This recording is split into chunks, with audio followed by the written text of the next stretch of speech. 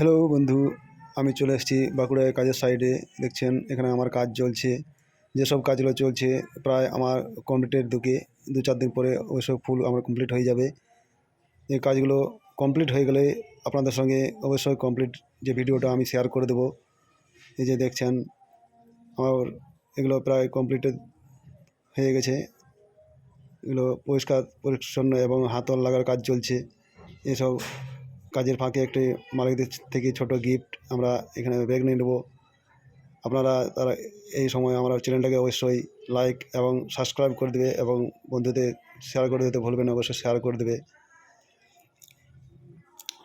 এই মালাইকারি চা এবং পাটিসাপটা মালিকদের তরফ থেকে ছোট্ট একটা গিফট আমাদের কাজের ফাঁকে। আমরা এই যে আমাদের দেখছেন ঠাকুর ঘরের একটি র্যাক বানাচ্ছি আমরা।